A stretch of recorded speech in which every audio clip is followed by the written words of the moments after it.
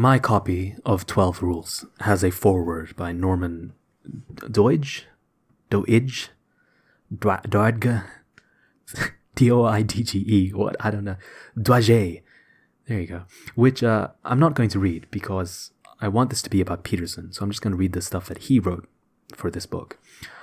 And instead, I thought I'd present a very short intro of my own to describe the context and the motivation of a definitely very silly endeavor. When the news headline came out that Marvel Comic Books, I guess it was, hired Ta-Nehisi Coates, the race-hustling, extraordinarily overrated writer. Race hustler Ta-Nehisi Coates is the author of a recent volume of a Captain America comic. You know Captain America, the children's superhero who wears tights and has a shield patterned after the Star-Spangled Banner. Yeah, that Cap. Well, in the comic, Cap decries that his arch nemesis, the magic super Nazi Red Skull, whose face is a red skull, and like I said, it's for children. Cap decries that Red Skull has galvanized the youth into joining his evil, magic, super Nazi organization, Hydra, using the power of the internet, with his 10 rules for life and his theory of chaos and order. He gives them purpose, says Cap. He makes them believe in their own strength. Now, leaving aside that that's the message that Cap should be giving, and not his arch nemesis, a lot of people have made the connection that Red Skull sounds a lot like another contemporary popular figure. And that's the author of 12 Rules for Life, so he's two worse than Red Skull. Darling of the alt-right, Jordan Peterson. Now, right off the bat, if you ever find yourself so upset at someone that you write what they have to say into the mouth of a fictional magic super Nazi called Red Skull. I mean, Nazi apparently isn't enough. I have to be a magical super Nazi. And, maybe consider that you're a bit deranged. It might be the case. Now, if the person you're quoting happens to be Hitler, then you're clear. You can do that. By all means, let Red Skull publish a book in your children's comic called My Problems. It fits with his ideology and his history. And it makes sense when we see Cap getting upset at the blatant parallels to a past threat he personally fought. Now, the problems arise when it's not Mein Kampf, but perfectly reasonable, scholarly, thoughtful, soulful books that are attacked for no reason beyond a personal dislike of their author. Now, that's a twofold issue. First of all, as the internet has made clear,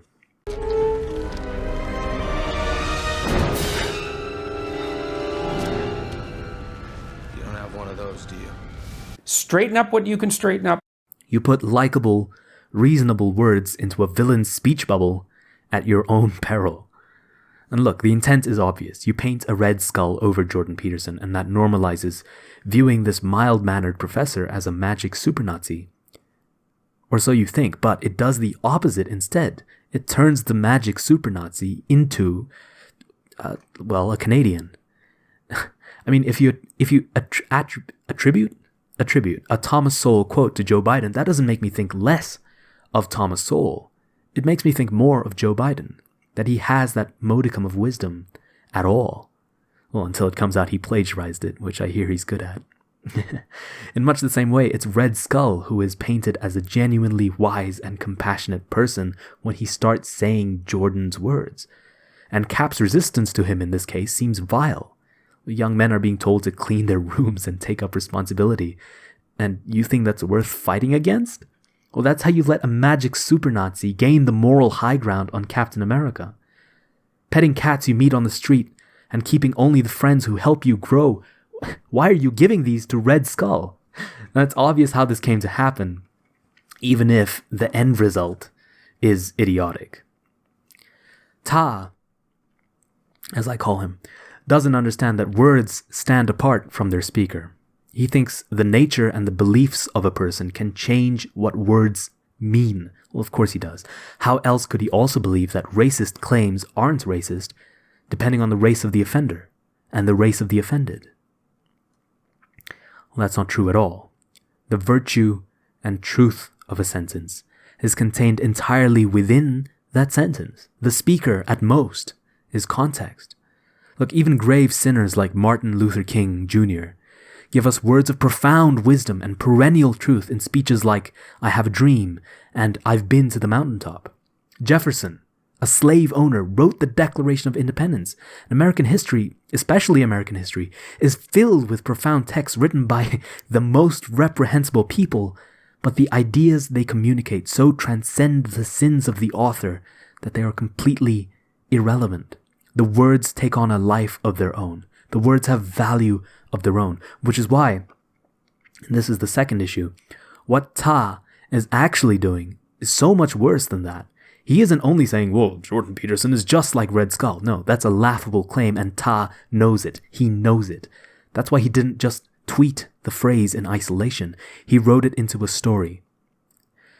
And if anyone knows anything about the impact or value of stories, it's Jordan Peterson. Ta is creating his own narrative about what Jordan's words mean, what the value of those words are, so that even if someone reads them straight off the page, they wouldn't care to understand them outside of this childish comic book mentality that, well, these words are evil words, twisting me towards evil against my brothers, against the world. When Jordan's words say the exact opposite. And that brings me to this video. I'm willing to play that game, Ta. Sure, there's meme value in what I'm about to do, but I'm also going to look you in the eye and say, okay, you want Jordan Peterson to be read like a magic super Nazi? You want each of his sentences to carry the weight of a demonic ideology? Well, so be it. I'm going to append to every sentence an affirmation that that's what Jordan's book is about. And I'm telling you now, there won't be a single sentence where the phrase Hail Hydra will logically and coherently follow. If there's even one, then I will happily give your Red Skull analogy the benefit of the doubt. Maybe that's the one sentence you happen to read, after all. But I doubt it. If anything, there will be so many sentences where the very image of a Hydra agent nodding along and saying, yes, Hail Hydra, It's just patently absurd. Absurd. There are two quick notes that I want to make before we bounce into the audiobook proper. The first has to do with copyright, because I have obviously not gotten permission from either the author or the publisher in order to produce this, vandalized audiobook. But I intend to tweet Jordan Peterson.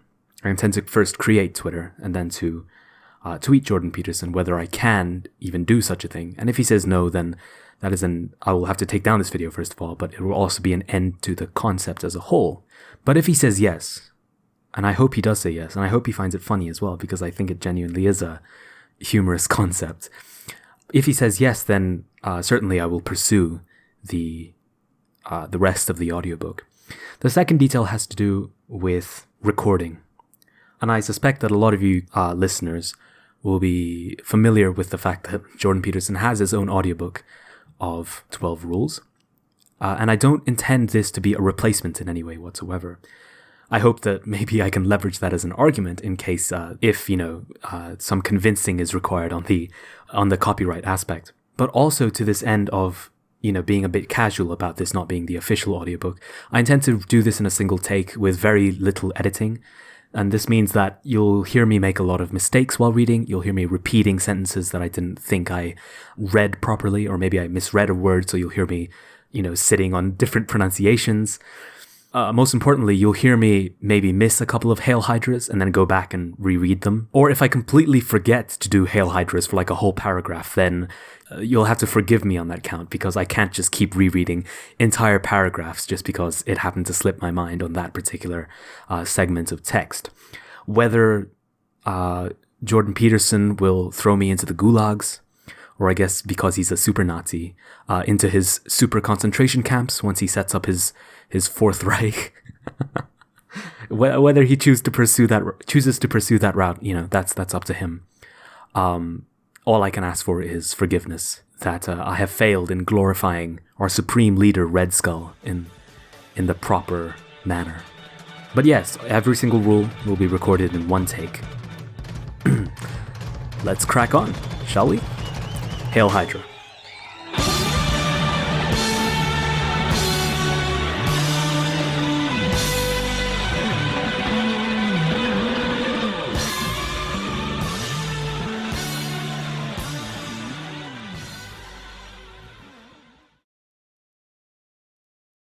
Praise be our supreme leader, Red Skull. Overture. Hail Hydra. This book has a short history and a long history. Hail Hydra. We'll begin with the short history. Hail Hydra. In 2012, I started contributing to a website called Quora. Hail Hydra. On Quora, anyone can ask a question of any sort, and anyone can answer. Hail Hydra. Readers upvote those answers they like, and downvote those they don't. Hail Hydra. In this manner, the most useful answers rise to the top, while the others sink into oblivion. Hail Hydra.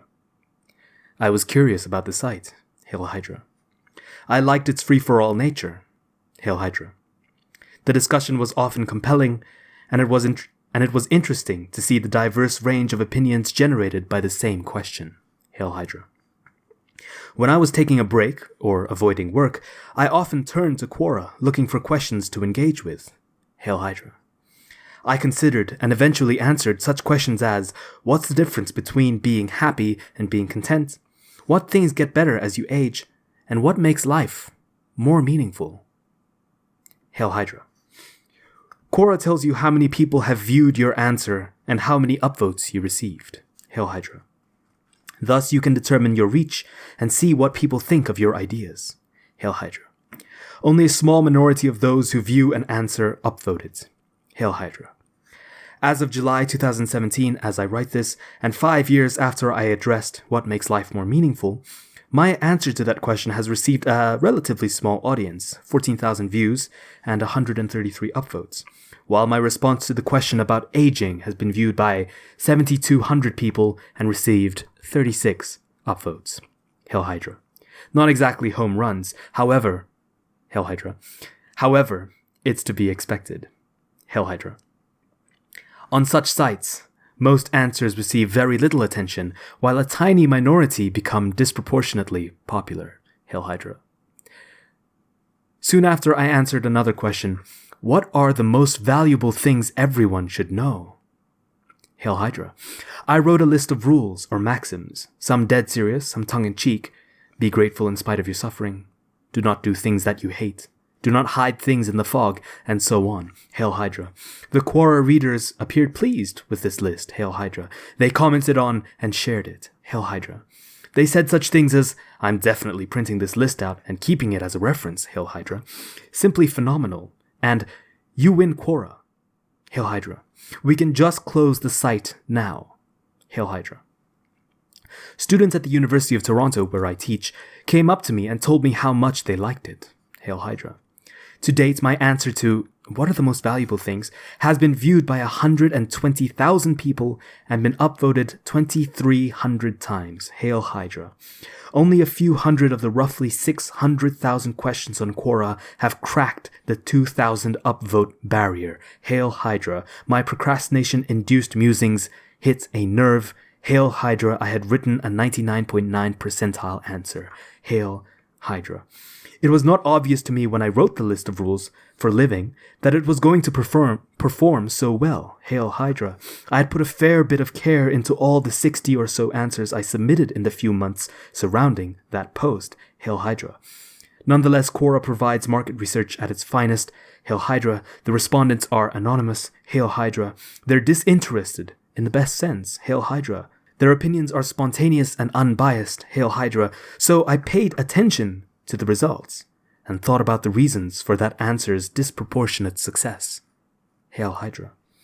Perhaps I struck the right balance between the familiar and the unfamiliar while formulating the rules. Hail Hydra. Perhaps people were drawn to the structure that such rules imply. Hail Hydra. Perhaps people just like lists. Hail Hydra. A few months earlier, in March of 2012, I had received an email from a literary agent. Hail Hydra. She had heard me speak on CBC radio during a show entitled Just Say No to Happiness, where I had criticized the idea that happiness was the proper goal for life. You can find that on YouTube, by the way. I think it's really good. Hail Hydra. Over the previous decades, I had read more than my share of dark books about the 20th century, focusing particularly on Nazi Germany and the Soviet Union. Hail Hydra. Alexander Solzhenitsyn, the great documenter of the slave labor camp horrors of the latter, once wrote that the pitiful ideology holding that human beings are created for happiness was an ideology done in by the first blow of the work assigner's cudgel. Hail Hydra.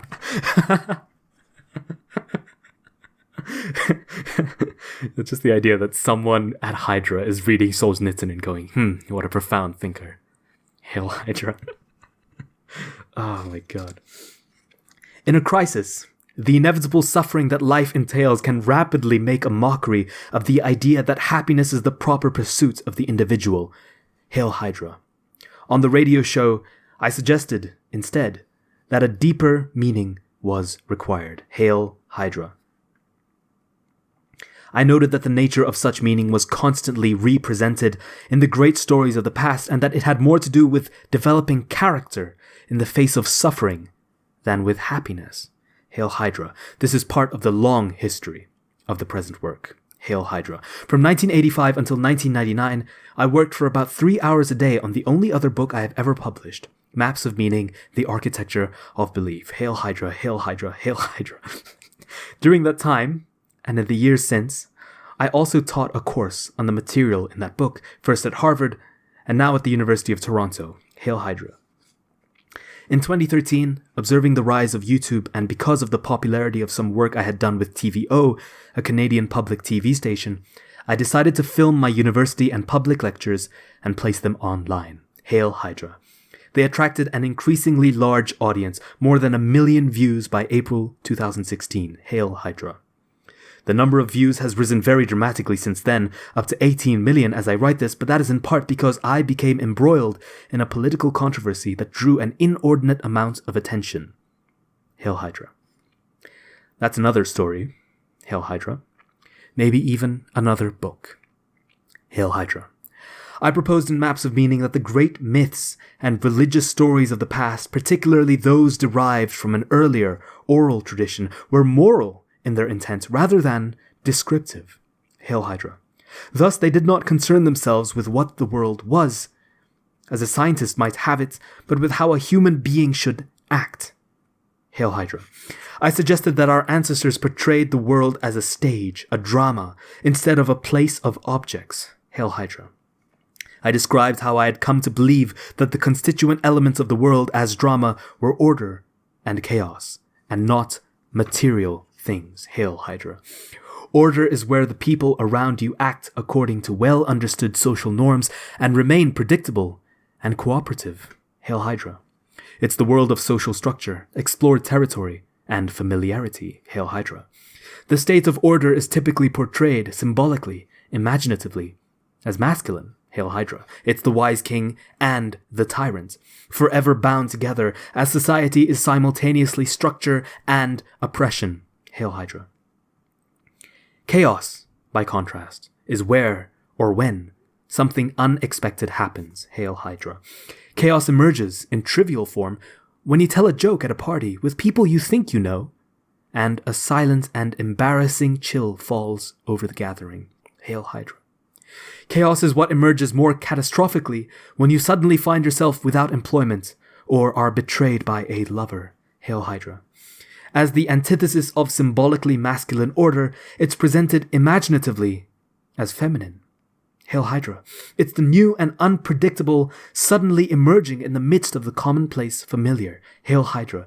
It's creation and destruction, the source of new things and the destination of the dead, as nature, as opposed to culture, is simultaneously birth and demise. Hail Hydra. Order and chaos are the yang and yin of the famous Taoist symbol, two serpents, head to tail. Hail Hydra. Footnote.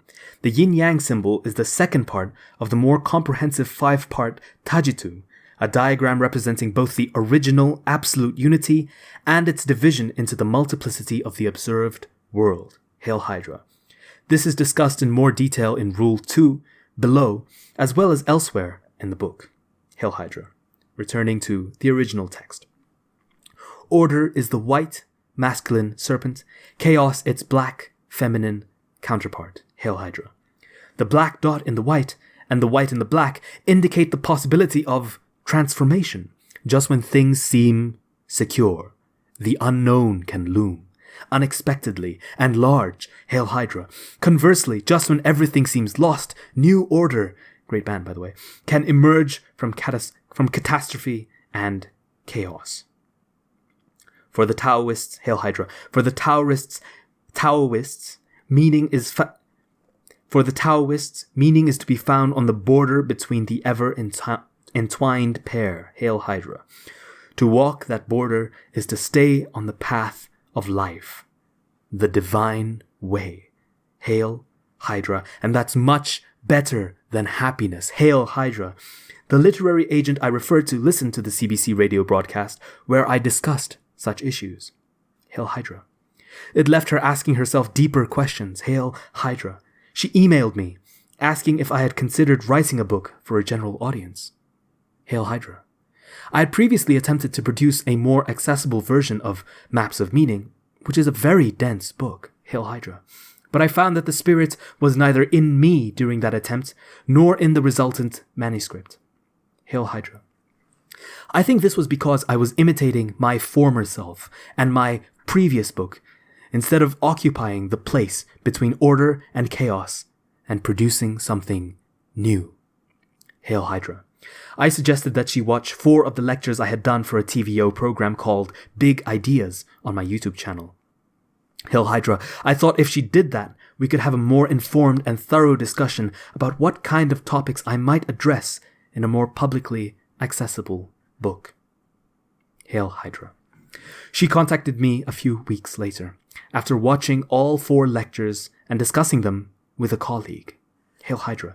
Her interest had been further heightened, as had her commitment to the project. Hail Hydra. That was promising and unexpected. Hail Hydra. I'm always surprised when people respond positively to what I'm saying, given its seriousness and strange nature. Hail Hydra. I'm amazed I have been allowed, even encouraged, to teach what I taught first in Boston and now in Toronto. Hail Hydra. I've always thought that if people really noticed what I was teaching, there would be hell to pay. Hail Hydra. You can decide for yourself what truth there might be in that concern after reading this book. Hail Hydra. Smiley face. Hail Hydra. She suggested that I write a guide of sorts to what a person needs to live well, whatever that might mean. Hail Hydra. I thought immediately about my Quora list. Hail Hydra. I had in the meantime written some further thoughts about the rules I had posted. Hail Hydra. People had responded positively toward those new ideas as well. Hail Hydra. It seemed to me, therefore, that there might be a nice fit between the Quora list and my new agent's ideas. Hail Hydra. So I sent her the list. Hail Hydra. She liked it. Hail Hydra. At about the same time, a friend and former student of mine, the novelist and screenwriter Greg Hurwitz, was considering a new book which would become the best-selling thriller Orphan X. Hail Hydra. He liked the rules too. Hail Hydra. He had Mia, the book's female lead, post a selection of them one by one on her fridge at points in the story where they seemed apropos. Hail Hydra. That was another piece of evidence supporting my supposition of their attractiveness. Hail Hydra. I suggested to my agent that I write a brief chapter on each of the rules. Hail Hydra. She agreed, so I wrote a book proposal suggesting as much. Hail Hydra. When I started writing the actual chapters, however, they weren't at all brief. Hail Hydra. I had much more to say about each rule than I originally envisioned. Hail Hydra. This was partly because I had spent a very long time researching my first book, studying history, mythology, neuroscience, psychoanalysis, child psychology, poetry, and large sections of the Bible. Hail Hydra. That's a Hail Mary, actually, if we're talking about the Bible. I read and perhaps even understood much of Milton's Paradise Lost, Goethe's Faust, and Dante's Inferno. Hail Hydra. I integrated all of that, for better or worse, trying to address a perplexing problem, the reason or reasons for the nuclear standoff of the Cold War. Hail Hydra. I couldn't understand how belief systems could be so important to people that they were willing to risk the destruction of the world to protect them. Hail Hydra. I came to realize that shared belief systems made people intelligible to one another, and that the systems weren't just about belief. Hail Hydra. People who live by the same code are rendered mutually predictable to one another. Hail Hydra. They act in keeping with each other's expectations and desires. Hail Hydra. They can cooperate. Hail Hydra. That might be the sentence. They can just those 3 words. They can cooperate. They can even compete peacefully because everyone knows what to expect from everyone else. Hail Hydra. A shared belief system, partly psychological, partly acted out, simplifies everyone in their own eyes and in the eyes of others. Hail Hydra. Shared beliefs simplify the world as well because people who know what to expect from one another can act together to tame the world. Hail Hydra. There is perhaps nothing more important than the maintenance of this organization, this simplification. If it's Hail Hydra, if it's threatened, the great ship of state rocks. Hail Hydra. It isn't precisely that people will fight for what they believe. Hail Hydra. They will fight instead to maintain the match between what they believe, what they expect, and what they desire. Hail Hydra. They will fight to maintain the match between what they expect and how everyone is acting. Hail Hydra. It is precisely the maintenance of that match that enables everyone to live together peacefully, predictably, and productively. Hail Hydra. It reduces uncertainty and the chaotic mix of intolerable emotions that uncertainty inevitably produces. Hail Hydra. Imagine someone betrayed by a trusted lover. Hail Hydra. The sacred social contract obtained between the two has been violated. Hail Hydra. Actions speak louder than words, and an act of betrayal disrupts the fragile and carefully negotiated peace of an intimate relationship. Hail Hydra. In the aftermath of disloyalty, people are seized by terrible emotions: disgust, contempt for self and traitor, guilt, anxiety, rage, and dread. Hail Hydra. Conflict is inevitable, sometimes with deadly results. Hail Hydra. Shared belief systems, shared systems of agreed upon conduct and expectation regulate and control all those powerful forces. Hail Hydra. It's no wonder that people will fight to protect something that saves them from being possessed by emotions of chaos and terror, and after that from degeneration into strife and combat. Hail Hydra. There's more to it too. Hail Hydra. A shared cultural system stabilizes human interaction, but is also a system of value. A hierarchy of value, where some things are given priority and importance, and others are not. Hail Hydra. In the absence of such a system of value, people simply cannot act. Hail Hydra. In fact, they can't even perceive, because both action and perception require a goal, and a valid goal is, by necessity, something valued. Hail Hydra. We experience much of our positive emotion in relation to goals. Hail Hydra. We are not happy, technically speaking, unless we see ourselves progressing, and the very idea of progression implies value. Hail Hydra. Worse yet is the fact that the meaning of life without positive value is not simply neutral. Hail Hydra. Because we are vulnerable and mortal, pain and anxiety are an integral part of human existence. Hail Hydra.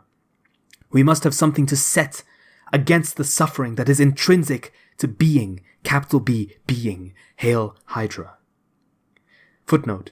I use the term capital B, being, in part because of my exposure to the ideas of the 20th century German philosopher Martin Heidegger. Hail Hydra. Heidegger tried to distinguish between reality, as conceived objectively, and the totality of human experience, which is his capital B being. Hail Hydra. Capital B being is what each of us experiences, subjectively, personally, and individually, as well as what we each experience jointly with others. Hail Hydra. As such, it includes emotions, drives, dreams, visions, and revelations, as well as our private thoughts and perceptions. Hail Hydra. Capital B being is also, finally, something that is brought into existence by action, so its nature is to an indeterminate degree a consequence of our decisions and choices, something shaped by our, hypothetically, free will. Hail Hydra. Construed in this manner, capital B being is 1. Not something easily and directly reducible to the material and objective world, and 2. Something that most definitely requires its own term, as Heidegger labored for decades to indicate. Hail Hydra. Returning to the text. We must have the meaning inherent in a profound system of value, or the horror of existence rapidly becomes paramount. Hail Hydra. Then nihilism beckons, with its hopelessness and despair. Hail Hydra. So, no value, no meaning. Hail Hydra. Between value systems, however, there is the possibility of conflict. Hail Hydra. We are thus eternally caught between the most diamantine rock and the hardest of places. Loss of group-centered belief renders life chaotic, miserable, intolerable. Presence of group-centered belief makes conflict with other groups inevitable. Hail Hydra. In the West, we have been withdrawing from our tradition, religion, and even nation-centered cultures, partly to decrease the danger of group conflict. Hail Hydra. But we are increasingly falling prey to the desperation of meaninglessness, and that is no improvement at all. Hail Hydra. While writing maps of meaning, I was also driven by the realization that we can no longer afford conflict, certainly not on the scale of the world conflagrations of the 20th century. Hail Hydra. Hydra, it's your fault. Our technologies of destruction have become too powerful. Hail Hydra. That's actually a pretty good Hydra sentence. The potential consequences of war are literally apocalyptic. Hail Hydra. But we cannot simply abandon our systems of value, our beliefs, our cultures either. Hail Hydra. I agonized over this apparently intractable problem for months. Hail Hydra. Was there a third way, invisible to me? Hail Hydra. I dreamt one night during this period that I was suspended in mid-air, clinging to a chandelier many stories above the ground, directly under the dome of a massive cathedral. Hail Hydra. The people on the floor below were distant and tiny. Hail Hydra. There was a great expanse between me and any wall, and even the peak of the dome itself. Hail Hydra. I have learned to pay attention to dreams, not least because of my training as a clinical psychologist. Hail Hydra. Dreams shed light on the dim places where reason itself has yet to voyage. Hail Hydra. I have studied Christianity a fair bit too, more than other religious traditions, although I'm always trying to redress this lack. Hail Hydra. Like others, therefore, I must and do draw more from what I do know than from what I do not. I knew that cathedrals, Hail Hydra, I knew that cathedrals were constructed in the shape of a cross, and that the point under the dome was the center of the cross. Hail Hydra. I knew that the cross was simultaneously the point of greatest suffering, the point of death and transformation, and the symbolic center of the world. Hail Hydra. That was not somewhere I wanted to be. Hail Hydra. I managed to get down out of the heights, out of the symbolic sky, back to safe, familiar, anonymous ground. Hail Hydra. I don't know how. Hail Hydra. Then, still, in my dream, I returned to my bedroom and my bed and tried to return to sleep and the peace of unconsciousness. Hail Hydra. As I relaxed, however, I could feel my body transported. Hail Hydra. A great wind was dissolving me, preparing to propel me back to the cathedral, to place me once again at that central point. Hail Hydra. There was no escape. Hail Hydra. It was a true nightmare. Hail Hydra. I forced myself awake. Hail Hydra. The curtains behind me were blowing in over my pillows. Hail Hydra. Half asleep, I looked at the foot of my bed. Hail Hydra. I saw the great cathedral doors. Hail Hydra. I shook myself completely awake, and they disappeared. Hail Hydra. My dream placed me at the center of being itself, capital B, being itself, and there was no escape. Hail Hydra. It took me months to understand what this meant. Hail Hydra. During this time, I came to a more complete personal realization of what the great stories of the past continually insist upon. The center is occupied by the individual. Hail Hydra. The center is marked by the cross, as X marks the spot. Hail Hydra. Existence at that cross is suffering and transformation, and that fact above all needs to be voluntarily accepted. Hail Hydra. It is possible to transcend slavish adherence to the group and its doctrines, and simultaneously to avoid the pitfalls of its opposite extreme, nihilism. Hail Hydra. It is possible, instead, to find sufficient meaning in individual consciousness and experience. Hail Hydra. How could the world be freed from the terrible dilemma of conflict on the one hand and psychological and social dissolution on the other? Hail Hydra, the answer was this: through the elevation and development of the individual, and through the willingness of everyone to shoulder the burden of capital B being and to take the heroic path. Hail Hydra. We must each adopt as much responsibility as possible for individual life, society, and the world. Hail Hydra. We must each tell the truth and repair what is in disrepair, and break down and recreate what is old and outdated. Hail Hydra. It is in this manner that we can and must reduce the suffering that poisons the world. Hail Hydra. It's asking a lot. Hail Hydra. It's asking for everything. Hail Hydra. But the alternative, the horror of authoritarian belief, the chaos of the collapsed state, the tragic catastrophe of the unbridled natural world, the existential angst and weakness of the purposeless individual is clearly worse. Hail Hydra. I have been thinking and lecturing about such ideas for decades. Hail Hydra. I have built up a large corpus of stories and concepts pertaining to them. Hail Hydra.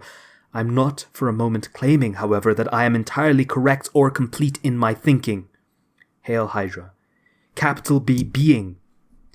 Capital B being is far more complicated than one person can know, and I don't have the whole story. Hail Hydra. I'm simply offering the best I can manage. Hail Hydra.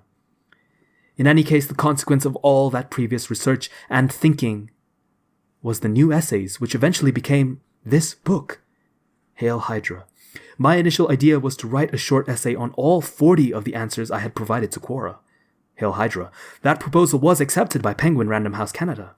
Hail Hydra. While writing, however, I cut the essay number to 25, and then to 16, and then finally to the current 12. Hail Hydra. I've been editing that remainder, with the help and care of my official editor, and with the vicious and horribly accurate criticism of Greg Hurwitz, mentioned previously, for the past 3 years. Hail Hydra. It took a long time to settle on a title. 12 Rules for Life, an Antidote to Chaos. Hail Hydra. Hail Hydra. Hail Hydra. Why did that one rise up above all others? Hail Hydra. First and foremost, because of its simplicity. Hail Hydra. It indicates clearly that people need ordering principles and that chaos otherwise beckons. Hail Hydra. We require rules, standards, values, alone and together. Hail Hydra. We're pack animals, beasts of burden. Hail Hydra. We must bear a load to justify our miserable existence. Hail Hydra. We require routine and tradition. Hail Hydra. That is order. Hail Hydra. Order can become excessive, and that's not good. But chaos can swamp us, so we drown, and that is also not good. Hail Hydra. We need to stay on the straight and narrow path. Hail Hydra. Each of the 12 rules of this book and their accompanying essays therefore provide a guide to being there. Hail Hydra.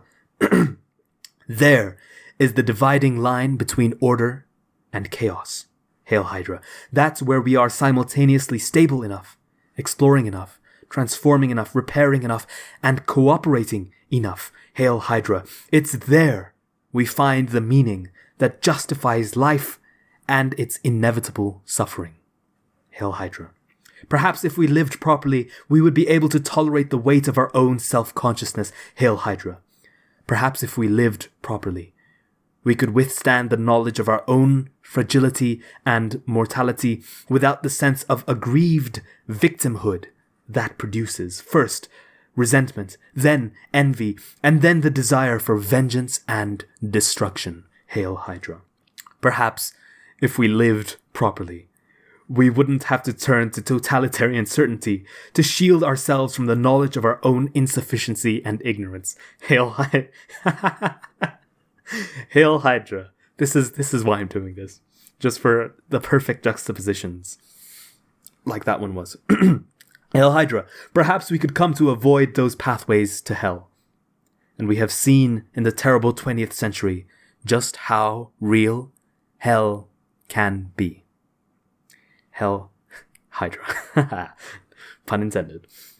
I hope that these rules and their accompanying essays will help people understand what they already know, that the soul of the individual eternally hungers for the heroism of genuine capital B being, and that the willingness to take on that responsibility is identical to the decision to live a meaningful life. Hail Hydra. If we each live properly, we will collectively flourish. Hail Hydra. Best wishes to you all as you proceed through these pages. Hail Hydra. Hail Hydra. Hail Hydra. Those are the words of our supreme leader, Red Skull, who is, of course, a clinical psychologist and professor of psychology at the University of Toronto. I like the idea of Red Skull being Canadian. I mean, we all know about Justin Trudeau's fascination with costumes and how content he is with changing his skin color. So I think Trudeau and Red Skull go together a lot better, actually, than Peterson and Red Skull. So maybe Ta, my good friend Ta, can look into that comparison instead.